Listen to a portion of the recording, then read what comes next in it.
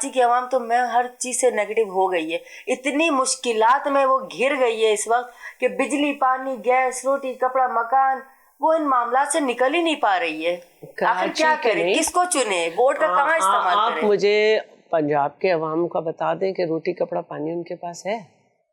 बलूचिस्तान के केपी के अवाम के पास बता दें रोटी कपड़ा पानी उनके पास है ना। मरियम नवाज तो कहती है ना, जिसको देखना पंजाब और लाहौर आके देखो और अपना कराची देखो। पंजाब और लाहौर में बड़ा फर्क है।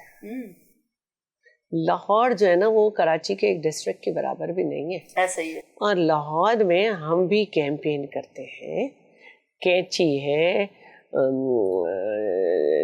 वो मॉडल टाउन, और सिर्फ वही नहीं है वहाँ पे जिस हल्के में मैं जाती हूँ, सिर्फ मॉडल टाउन नहीं है, कच्चा जेल भी है और ग्रीन टाउन की पतली गलियाँ भी हैं और जौहर टाउन की पतली गलियाँ भी हैं और इकबाल टाउन में भी हम जाते हैं, जौहराबाद भी है, हमने वो सब देखा है। अगर मेन कुछ आपने रोड्स बना के ब्यूटीफाई कर दी हैं तो ऐसी बहुत सारी रोड्स कराची में भी ब्यूटीफाई